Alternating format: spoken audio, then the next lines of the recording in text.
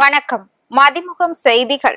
இன்றைய முக்கிய நிகழ்வுகளை பார்ப்பதற்கு முன்பாக தலைப்பு செய்திகளை பார்க்கலாம். மாணவர்களுக்கு மாதம் 1000 வழங்கும் தமிழ் புதல்வன் திட்ட பணிகளை தொடங்கியது தமிழ்நாடு அரசு. ஆதார் எண் கட்டாயம் என அறிவிப்பு. தமிழீழ விடுதலை புலிகள் மீதான தடை. வைகோவின் மனுவை ஏற்ற டெல்லி தீர்ப்பாயம்.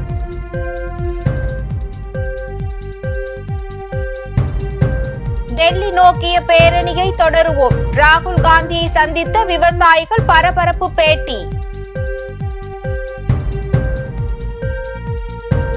தமிழகத்திற்கு காவிரி நீரை பெற்றுத்தர பிரதமர் நரேந்திர மோடி முன்வர வேண்டும். செல்வ பெருந்தகை வலியுறுத்தல். காவிரி நீர் மேகதாது அணை விவகாரம். ஒன்றிய ஜல்சக்தி துறை அமைச்சரை சந்திக்க டெல்லி புறப்பட்டார் அமைச்சர் துரைமுருகன். எம்.ஆர். விஜயபாஸ்கர் தொடர்புடைய நில மோசடி வழக்கு. மேலும் ஒருவரை கைது செய்தது சிபிசிஐடி. அரசு பள்ளிகளில் பயின்று உயர்கல்வி சேரும் மாணவர்களுக்கு மாதம் 1000 வழங்கும் தமிழ் புதல்வன் திட்டத்தை நடப்பு கல்வியாண்டில் செயல்படுத்த ரூபாய் 360 கோடி நிதி ஒதுக்கீடு செய்து தமிழ்நாடு அரசு அரசாணை வெளியிட்டுள்ளது. தமிழ் புதல்வன் திட்டத்தின் கீழ் தோராயமாக 3.28 லட்சம் மாணவர்கள் பயன்பெறுவர். மேலும் நேஷனல் ஆட்டோமேட்டட் கிளியரன்ஸ் ஹவுஸ் என்ற பணப்பட்டுவாடா முறையில் மாதம் தோறும் வங்கியில் செலுத்தப்படும் என்றும், தமிழ் புதல்வன் திட்டத்தை செயல்படுத்த ஆண்டுக்கு 401 கோடி செலவாகும் என்றும் அரசாணையில் தெரிவிக்கப்பட்டுள்ளது. இதனிடையே இந்த திட்டத்தில் பயன்பெற மாணவர்களுக்கு ஆதார் எண் கட்டாயம் என்றும் கூறப்பட்டுள்ளது. மேலும் தகுதியான மாணவர்கள் ஆதார் உள்ளிட்ட ஆவணங்களை வைத்திருக்க நடவடிக்கை எடுக்க வேண்டும் என்றும், இது தொடர்பான தகவல்களை மாணவர்களுக்கு தெரியும் வகையில் கல்வி நிறுவனங்கள் விளம்பரப்படுத்த வேண்டும் என தமிழக அரசு அறிவுறுத்தியுள்ளது. தமிழீழ விடுதலை புலிகள் அமைப்பிற்கு இந்தியாவில் தடை நீடிக்கப்பட்டுள்ள வழக்கில் தன்னையும் ஒரு தரப்பாக சேர்க்க டெல்லி தீர்ப்பாயத்தில் மதிமுக பொதுச் செயலாளரும் மாநிலங்களவை உறுப்பினருமான வைகோ அளித்த மனுவை தீர்ப்பாயம் ஏற்றுக்கொண்டு விசாரணையை 7ஆம் தேதிக்கு ஒத்திவைத்தது.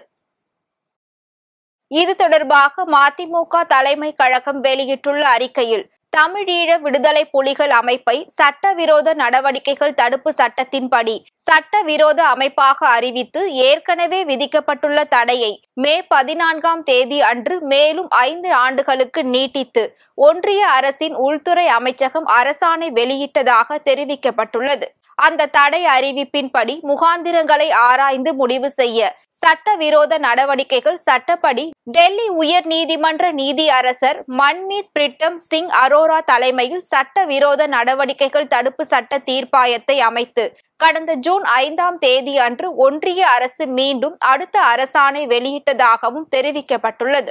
அந்த தீர்ப்பாயம் சட்டவிரோத நடவடிக்கைகள் தடுப்பு சட்டப்படி விடுதலை புலிகள் அமைப்பை தடை செய்யப்பட்ட அமைப்பாக ஏன் அறிவிக்க கூடாது, விடுதலை புலிகள் அமைப்பை சேர்ந்தவர்கள் நேரிலோ அல்லது வழக்கறிஞர் மூலமாகவோ ஜூலை 23ஆம் தேதி மாலை 4 மணிக்கு இந்த தீர்ப்பாயத்தில் விளக்கம் அளிக்க வேண்டும் என தெரிவித்திருந்ததாக கூறப்பட்டுள்ளது.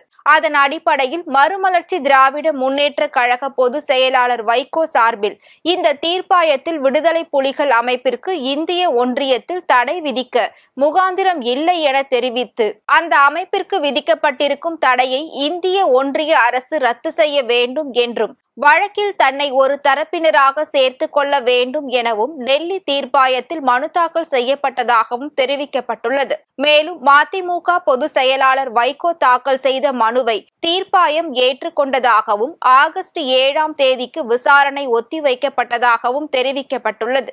கடந்த ஒவ்வொரு 5 ஆண்டுகளிலும் இதே போன்ற மனுவை வைகோ நீதிமன்ற தீர்ப்பாயத்தில் தாக்கல் செய்திருந்தார் எனவும் மதிமுக தலைமை கழகம் வெளியிட்டுள்ள அறிக்கையில் கூறப்பட்டுள்ளது. நாடு முழுவதும் விவசாய அமைப்புகள் ஆகஸ்ட் 15ஆம் தேதி டிராக்டர் பேரணியை நடத்த திட்டமிட்டுள்ளனர். டெல்லியில் உள்ள நாடாளுமன்ற இல்ல வளாகத்தில் தமிழகம், தெலுங்கானா, கர்நாடகா, பஞ்சாப், ஹரியானா மற்றும் உத்தரப்பிரதேசம் ஆகிய 6 மாநிலங்களை சேர்ந்த விவசாயிகள் ஒரு குழுவாக சென்று மக்களவை எதிர்க்கட்சி தலைவர் ராகுல் காந்தியை நேரில் சந்தித்து பேசினர். இந்த குழுவில் விவசாய தலைவர்கள் 12 பேர் இருந்தனர். இந்த சந்திப்பில் தங்களுடைய மாநிலங்களில் உள்ள விவசாயிகள் எதிர்கொண்டு வரும் சிக்கல்களை பற்றி அவர்கள் ராகுல் காந்தியிடம் எடுத்துரைத்தனர். இந்த சந்திப்பிற்கு முன் நாடாளுமன்ற இல்ல வளாகத்திற்குள் நுழைய விவசாயிகளுக்கு அனுமதி அளிக்கப்படவில்லை. இதனால் சிறிது நேரம் சலசலப்பு ஏற்பட்டது. இந்நிலையில் பிரதமர் மோடியின் உருவ பொம்மையை எரிப்போம் என விவசாய அமைப்புகள் கடந்த திங்கட்கிழமை அறிவித்து பரபரப்பை ஏற்படுத்தியது. ஆகஸ்ட் 15ஆம் தேதி சுதந்திர தினத்தன்று நாடு முழுவதும் டிராக்டர் பேரணியை நடத்தவும் அவர்கள் திட்டமிட்டுள்ளனர். தமிழகத்திற்கு காவிரி நீரை பெற்றுத்தர பிரதமர் நரேந்திர மோடி கர்நாடக அரசை நிர்பந்தம் செய்ய வேண்டும் என திருச்சியில் காங்கிரஸ் கமிட்டி மாநில தலைவர் செல்வ பெருந்தகை வலியுறுத்தியுள்ளார். காங்கிரஸ் கமிட்டி மாநில தலைவர் செல்வ பெருந்தகை திருச்சி சர்வதேச விமான நிலையத்தில் செய்தியாளர்களை சந்தித்து பேசினார். அப்போது பேசிய அவர், மத்திய பட்ஜெட்டில் எந்த மாநிலமும் ஒதுக்கப்படவில்லை என நிர்மலா சீதாராமன் கூறியதற்கு பதிலளித்து பேசிய அவர், வெறும் 26 நாடாளுமன்ற உறுப்பினர்களை கொண்ட நிதிஷ்குமாரின் பீகார் மாநிலம் கட்டக்கூடிய GST 1900 கோடி, தமிழ்நாடு கட்டுவது ஏறத்தாழ 20,000 கோடி.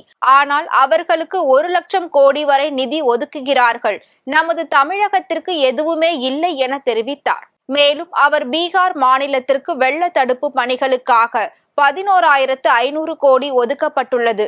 ஆனால் 100 ஆண்டுகளாக சந்தித்திடாத பெரு வெள்ளத்தை நமது தமிழகம் சந்தித்ததும் தமிழகத்தில் வெள்ளம் பாதித்த பகுதிகளுக்காக இதுவரை 1 பைசா கூட ஒதுக்கப்படவில்லை என தெரிவித்தார். அவர்களின் ஆட்சியின் ஆயுளை நீட்டிப்பதற்காக மட்டுமே நிதி ஒதுக்கி இருக்கிறார்கள் என கூறினார். மேலும் காவிரி நடுவர் மன்றமும் உச்ச நீதிமன்றமும் தமிழகத்திற்கு கொடுக்க வேண்டிய தண்ணீரை உரிய நேரத்தில் திறக்க வேண்டும் என்று தீர்ப்பு கொடுத்துள்ளது. தீர்ப்பை ஒரு மாநில அரசு நடைமுறைப்படுத்தவில்லை என்றால் அதனை நடைமுறைப்படுத்த வேண்டியது மத்திய அரசுதான் என்று தெரிவித்தார். பிரதமர் நரேந்திர மோடி இதில் தலையிட்டு தமிழகத்திற்கு தேவையான தண்ணீரை பெற்றுத்தர வேண்டும் எனவும் கர்நாடக அரசை நிர்பந்தம் செய்ய வேண்டும் எனவும் செல்வ பெருந்தகை தெரிவித்தார். காவிரி நடுவர் மன்றம் உச்சநீதிமன்ற தீர்ப்பு ரொம்ப தெளிவாக சொல்லியிருக்கு. நமக்கு கொடுக்க வேண்டிய உரிமையை அவருக்கு கொடுத்து தான் ஆகணும். அதை மறுப்பு சொல்ல முடியாது.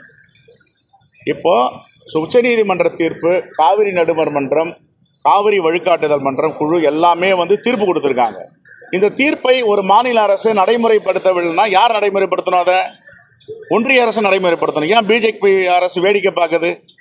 மோடி இதில் தலையிட்டு தமிழ்நாட்டுக்கு தேவையான தண்ணீரை கர்நாடக அரசு கொடுக்கணும்னு அவர் நிர்பந்தம் பண்ணணும். காவிரி நீர் மேகதாது அணை விவகாரம் குறித்து ஒன்றிய ஜல்சக்தி துறை அமைச்சரை சந்திக்க அமைச்சர் துரைமுருகன் டெல்லி புறப்பட்டார். தமிழ்நாடு, கர்நாடகா இடையே காவிரி ஆற்றில் தண்ணீரை பங்கிட்டுக் கொள்வது தொடர்பாக பிரச்சனை இருந்து வருகிறது. இதற்கு நிரந்தர தீர்வு காண காவிரி மேலாண்மை ஆணையம், காவிரி ஒழுங்காற்று ஆணையம் அமைக்கப்பட்டுள்ளது. இந்நிலையில் 32வது காவிரி மேலாண்மை கூட்டத்தில் ஆகஸ்ட் மாதத்திற்கான 45 TMC தண்ணீரை கர்நாடக அரசு தர வேண்டும் என்பதை நீர்வளத்துறை செயலாளர் மணிவாசகம் வலியுறுத்தியிருந்தார். இரு மாநிலங்களுக்கு இடையே காவிரி நீரை பங்கிடுவது தொடர்பாக இந்த ஆணையங்கள் அவ்வப்போது உத்தரவிட்டு வருகிறது. இந்நிலையில் தமிழக நீர்வளத்துறை அமைச்சர் துரைமுருகன் இன்று டெல்லி பயணம் செல்கிறார். அவர் இன்று மாலை 4 மணி அளவில் ஒன்றிய நீர்வளத்துறை அமைச்சர் CR பாட்டீலை சந்தித்து பேச உள்ளார். காவிரி மேகதாதுவில் அணை கட்டுவதற்கு அனுமதி வழங்கக்கூடாது, ஆகஸ்ட் மாதத்திற்கான 45 TMC தண்ணீரை கர்நாடக அரசு தர வேண்டும் என்பதை பற்றி பேச உள்ளதாக தகவல் வெளியாகியுள்ளது. மேலும் முல்லை பெரியாறு விவகாரம் குறித்து அவர் பேச உள்ளதாகவும் தகவல் வெளியாகியுள்ளது. காவிரியில் உரிய நீரை கர்நாடக அரசிடமிருந்து பெற்றுத்தர வேண்டும் என்றும் ஒன்றிய அரசிடம் வலியுறுத்தியுள்ளார். கரூரில் 100 கோடி மதிப்புள்ள நிலத்தை மோசடி செய்து அபகரித்த MR விஜயபாஸ்கர் வழக்கில் மேலும் ஒருவர் கைது செய்யப்பட்டுள்ளார். கரூர் மாவட்டம் வாங்கல் குப்பிச்சி பாளையத்தை சேர்ந்த தொழிலதிபர் பிரகாஷிடம் 100 கோடி மதிப்பிலான 22 ஏக்கர் நிலத்தை அபகரித்த புகாரில் அதிமுக முன்னாள் அமைச்சர் எம்.ஆர். விஜயபாஸ்கர் மற்றும் அவரது உறவினர் பிரவீன் உடந்தையாக இருந்த வில்லிவாக்கம் இன்ஸ்பெக்டர் பிருத்திவிராஜ் ஆகியோர் சிபிசிஐடி போலீசாரால் கைது செய்யப்பட்டனர். மோசடியில் தொடர்புடையதாக முன்னாள் அமைச்சர் எம்.ஆர். விஜயபாஸ்கர் உட்பட 9 பேர் மீது வழக்கு பதிவு செய்யப்பட்டுள்ளது. எம்.ஆர். விஜயபாஸ்கரை மேலும் ஒரு நாள் போலீஸ் காவலில் விசாரிக்க கரூர் நீதிமன்றம் நேற்று அனுமதி வழங்கியது. காவல் ஆய்வாளர் பிருத்திவிராஜ் தற்போது 15 நாள் காவலில் சேலம் சிறையில் உள்ளார். காவல் ஆய்வாளர் பிருத்திவிராஜை சிபிசிஐடி போலீசார் இன்று கரூர் நீதிமன்றத்தில் ஆஜர்படுத்த உள்ளனர். எம்.ஆர். விஜயபாஸ்கர் வழக்கில் காவல் ஆய்வாளர் பிருத்திவிராஜை காவலில் எடுத்து விசாரிக்க போலீசார் திட்டமிட்டுள்ளனர். இந்நிலையில் இந்த வழக்கில் மேலும் ஒருவர் கைது செய்யப்பட்டுள்ளார். சென்னையை சேர்ந்த மேலும் ஒருவரை கைது செய்து சிபிசிஐடி காவல்துறை கரூர் அழைத்து சென்று விசாரித்து வருகின்றனர். ரயில்வேயில் என்னென்ன திட்டங்களுக்கு எவ்வளவு நிதி ஒதுக்கீடு என்ற விவரம் அடங்கிய பிங்க் புக் இன்னும் வெளியிடவில்லை என சு. வெங்கடேசன் எம்பி தெரிவித்துள்ளார். நடப்பு நிதியாண்டிற்கான ஒன்றிய அரசின் பட்ஜெட்டை நிதியமைச்சர் நிர்மலா சீதாராமன் நேற்று முன்தினம் தாக்கல் செய்தார். இதில் ரயில்வே துறைக்கான திட்டங்கள் குறித்து ரயில்வே அமைச்சர் அஸ்வினி வைஷ்ணவ் காணொலி காட்சி மூலம் செய்தியாளர்களிடம் நேற்று விளக்கினார். அப்போது அவர் பட்ஜெட்டில் ரயில்வே துறைக்கு 2,65,200 கோடி ரூபாய் ஒதுக்கீடு செய்யப்பட்டுள்ளதாக தெரிவித்தார். ரயில்வே மற்றும் பயணிகள் பாதுகாப்பிற்காக 1,09,000 கோடி ரூபாய் ஒதுக்கீடு செய்திருப்பதாகவும் அவர் குறிப்பிட்டார். இந்நிலையில் இது குறித்து எக்ஸ் தளத்தில் கருத்து தெரிவித்துள்ள மதுரை எம்பி சு. வெங்கடேசன், ரயில்வே துறையில் என்னென்ன திட்டங்களுக்கு எவ்வளவு நிதி ஒதுக்கீடு என்ற முழு விவரங்கள் அடங்கிய பிங்க் புக் இன்னும் வெளியிடப்படவில்லை. ஆனால் நேற்றே ரயில்வே அமைச்சர் துவங்கி அனைத்து மண்டல பொது மேலாளர்களும் செய்தியாளர்களை சந்தித்து பிரச்சாரத்தை துவக்கிவிட்டனர். ஏன் இந்த பதட்டம்? தண்டவாளத்தை போட்ட பின் ரயிலை இயக்குங்கள் என்று குறிப்பிட்டுள்ளார். இன்றைய தங்கம் வெள்ளி விலை வழங்குவோர் அட்டிகா கோல்ட் கம்பெனி. சென்னையில் 22 கேரட் ஆபரண தங்கத்தின் விலை சவரனுக்கு 480 ரூபாய் குறைந்து 51,920 ரூபாய்க்கு விற்பனை செய்யப்படுகிறது. சென்னையில் 22 கேரட் ஆபரண தங்கத்தின் விலை கிராமிற்கு 60 ரூபாய் குறைந்து 6,490 ரூபாய்க்கு விற்பனையாகிறது. சென்னையில் வெள்ளியின் விலை 50 காசுகள் குறைந்து 1 கிராம் வெள்ளியின் விலை 92 ரூபாய்க்கு விற்பனை செய்யப்படுகிறது. 1 கிலோ வெள்ளியின் விலை 92,000 ரூபாய்க்கு விற்பனை செய்யப்படுகிறது. 2023-2024 ஆண்டிற்கான பயிர் காப்பீட்டு தொகையை விரைந்து வழங்க வலியுறுத்தி 400க்கும் மேற்பட்ட விவசாயிகள் சாலை மறியல் போராட்டத்தில் ஈடுபட்டனர். வேளாண்மை துறை, தோட்டக்கலைத்துறை மூலம் வழங்கப்படும் திட்டங்கள் ஒளிவு மறைவு இன்றி விவசாயிகளுக்கு கிடைக்க நடவடிக்கை எடுக்க வேண்டும். வரும் ராபி பருவத்திற்கு மக்காச்சோளம், கம்பு சோளம் உள்ளிட்ட பயிர்கள் சாகுபடி செய்ய வீரிய ஒட்டு ரக விதைகளை தர நடவடிக்கை எடுக்க வேண்டும். மேலக்கரந்தை பகுதியில் தேசிய நெடுஞ்சாலையில் அடிக்கடி விபத்துக்கள் ஏற்பட்டு வருவதால் மேலக்கரந்தை பகுதியில் 24 மணி நேரமும் செயல்படக்கூடிய அரசு மருத்துவமனை உருவாக்க வேண்டும் என்பது உள்ளிட்ட 10 அம்ச கோரிக்கைகளை வலியுறுத்தி விவசாயிகள் தூத்துக்குடி மாவட்டம் எட்டயாபுரம் அருகே உள்ள மேலக்கரந்தையில் மதுரை தூத்துக்குடி தேசிய நெடுஞ்சாலையில் மறியல் போராட்டத்தில் ஈடுபட்டனர். சுமார் 500க்கும் மேற்பட்ட விவசாயிகள் இந்த சாலை மறியல் போராட்டத்தில் கலந்து கொண்டு தங்களது கோரிக்கைகளை வலியுறுத்தி கண்டன கோஷங்களை எழுப்பினர். இதனால் மதுரை தூத்துக்குடி நெடுஞ்சாலையில் சிறிது நேரம் போக்குவரத்து பாதிக்கப்பட்டது. போராட்டத்தில் ஈடுபட்ட விவசாயிகளை போலீசார் கைது செய்துள்ளனர். திருப்பூர் மாவட்டம் உடுமலை அடுத்துள்ள பஞ்சலிங்க அருவியின் நீர்பிடிப்பு பகுதிகளில் இரவு மழை பெய்த காரணத்தால் அருவி பகுதியில் திடீர் வெள்ளப்பெருக்கு ஏற்பட்டது.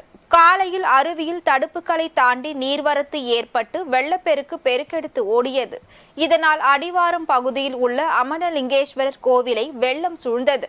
கோவிலை சுற்றியும் வெள்ள நீர் ஓடியதால் பூஜைகள் நிறுத்தப்பட்டு பக்தர்களுக்கு அனுமதி மறுக்கப்பட்டது. இந்த நிலையில் தண்ணீர் கோவில் பகுதியில் வடிந்ததும் சாமி தரிசனத்திற்கு பக்தர்கள் அனுமதிக்கப்படுவார்கள் என்றும், மேலும் பஞ்சலிங்க அருவியில் நீர்பிடிப்பு பகுதியில் தொடர்ந்து மழை பெய்து வருவதால் சுற்றுலா பயணிகள் குளிக்க இன்று தடை விதிக்கப்பட்டுள்ளதாகவும் கோவில் நிர்வாகம் தரப்பில் தெரிவிக்கப்பட்டுள்ளது. பாரில் மது அருந்தும் போது ஏற்பட்ட தகராறில் இளைஞரை வெட்டி கொலை செய்த 5 நபர்களை மதுரை மத்திய சிறையில் அடைத்தனர். கடந்த சில நாட்களுக்கு முன்பு அவனியாபுரத்தில் உள்ள மதுபான கடையில் மது அருந்தும் போது 5 இளைஞர்களுக்கும் மனோஜுக்கும் வாய் தகராறு ஏற்பட்டு சண்டையில் முடிந்தது. இதில் இளைஞர் வெட்டி கொலை செய்யப்பட்டார். இந்த தகவலை அடுத்து சம்பவ இடத்திற்கு விரைந்து வந்த அவனியாபுரம் காவல்துறையினர் சோதனை மேற்கொண்டனர். அப்போது இளைஞரின் உடல் அருகே அவரது செல்போன் கண்டெடுக்கப்பட்டுள்ளது. அந்த செல்போனை காவல்துறையினர் கைப்பற்றி பார்த்ததில் அடையாளம் தெரியாமல் கொலை செய்யப்பட்ட இளைஞர் அவனியாபுரம் அருகே உள்ள மீனாட்சி நகரில் வசித்து வரும் நாராயணன் ராதா தம்பதியரின் இளைய மகன் மனோஜ் என்பதும் மீனாட்சி பஜாரில் உள்ள 67ஆம் நம்பர் செல்போன் கடையில் வேலை பார்த்து வருவதும் தெரிய வந்தது. இதனைத் தொடர்ந்து அவனியாபுரம் காவல்துறையினர் மனோஜின் உடலை மீட்டு பிரேத பரிசோதனைக்காக மதுரை அரசு ராஜாஜி மருத்துவமனைக்கு அனுப்பி வைத்தனர். தலை நசுங்கியும் கை துண்டாகியும் நடந்த கொலை சம்பவம் மிகவும் பரபரப்பான நிலையில் காவல்துறையினர் தனிப்படை அமைத்து குற்றவாளிகளை தீவிரமாக தேடி வந்தனர். இந்நிலையில் இன்று காலை மனோஜின் கொலை சம்பந்தமாக அவனியாபுரம் காவல்துறையினர் 5 பேரை கைது செய்தனர். இதனைத் தொடர்ந்து அவனியாபுரம் காவல்துறையினர் மனோஜின் கொலை சம்பவத்தில் ஈடுபட்ட 5 பேரை கைது செய்து மதுரை மத்திய சிறையில் அடைத்தனர்.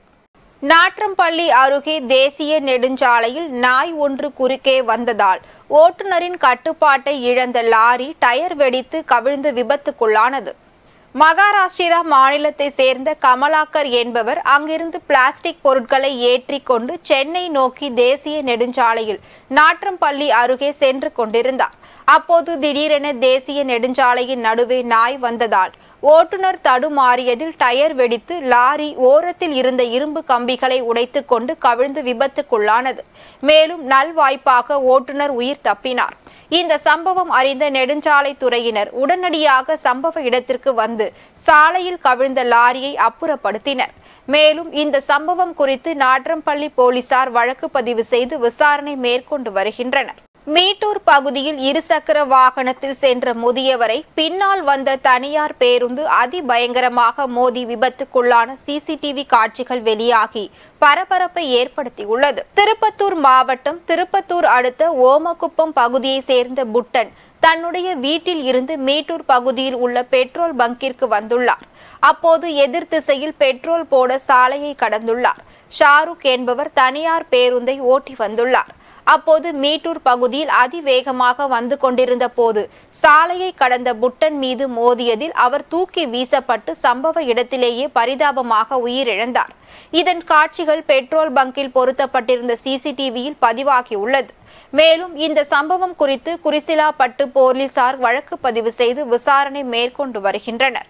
பெட்ரோல் போட சாலையை கடந்த முதியவர் மீது பேருந்து மோதி உயிரிழந்த சம்பவம் அப்பகுதியில் ஆழ்ந்த சோகத்தை ஏற்படுத்தியுள்ளது. அமெரிக்க அதிபர் தேர்தல் ஒரு முன்னாள் வழக்கறிஞருக்கும் ஒரு குற்றவாளிக்கும் இடையே நடைபெறும் தேர்தல் என்று டொனால்ட் ட்ரம்பை துணை அதிபர் கமலா ஹாரிஸ் கடுமையாக விமர்சித்துள்ளார். அதிபர் வேட்பாளருக்கான ஆதரவை ஜனநாயக கட்சி பிரதிநிதிகள் கமலா ஹாரிஸுக்கு வழங்கியுள்ளனர். இந்நிலையில் அவர் தனது முதல் பிரச்சாரத்தை விஸ்கான் மாகாணத்தில் மேற்கொண்டார்.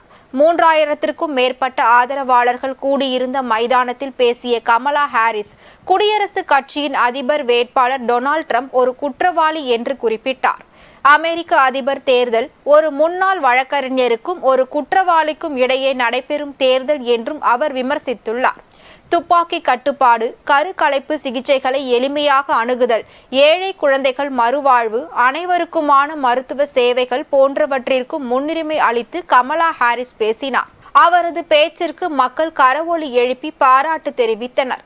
கமலா ஹாரிஸுக்கு பதிலளிக்கும் விதமாக வடக்கு கரோலினா பரப்புரையில் பேசிய ட்ரம்ப் 2 கோடி வெளிநாட்டினர் சட்டவிரோதமாக நாட்டுக்குள் நுழைய கமலா ஹாரிஸ் அனுமதித்ததாக குற்றம் சாட்டினார். இதனிடையே ட்ரம்பை விட கமலா ஹாரிஸுக்கு ஆதரவு அதிகரித்து இருப்பது தனியார் நிறுவனம் நடத்திய கருத்து கணிப்பு மூலம் தெரிய வந்துள்ளது.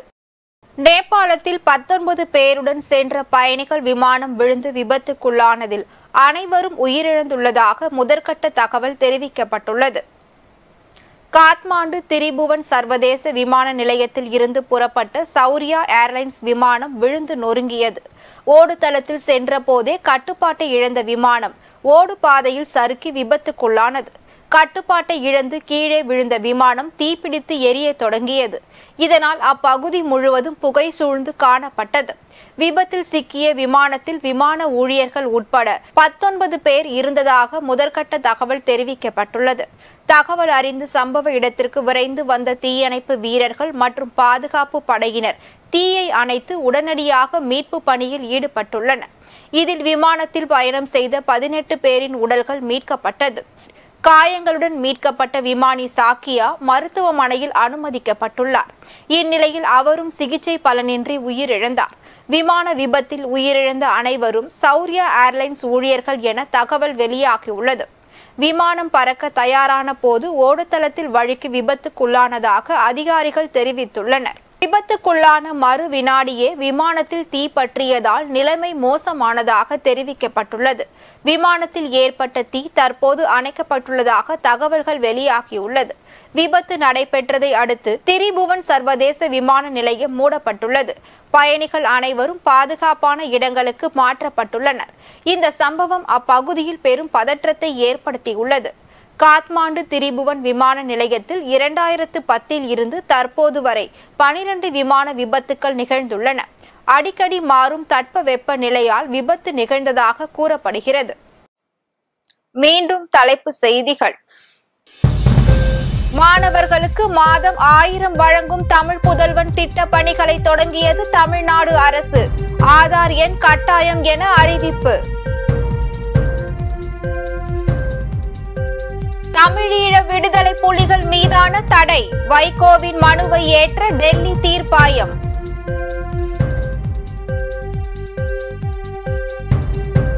டெல்லி நோக்கிய பேரணியை தொடருவோம். ராகுல் காந்தியை சந்தித்த விவசாயிகள் பரபரப்பு பேட்டி. தமிழகத்திற்கு காவிரி நீரை பெற்றுத்தர பிரதமர் நரேந்திர மோடி முன்வர வேண்டும். செல்வ பெருந்தகை வலியுறுத்தல். காவிரி நீர் மேகதாது அணை விவகாரம். ஒன்றிய ஜல்சக்தி துறை அமைச்சரை சந்திக்க டெல்லி புறப்பட்டார் அமைச்சர் துரைமுருகன். MR விஜயபாஸ்கர் தொடர்புடைய நில மோசடி வழக்கு. மேலும் ஒருவரை கைது செய்தது CBCID. இத்துடன் செய்திகள் நிறைவடைந்தன. மீண்டும் செய்திகள் இரவு 8 மணிக்கு. மேலும் செய்திகளை தெரிந்து கொள்ள மதிமுகம் பிரைம் யூடியூப் தளத்தில் இணைந்திருங்கள்.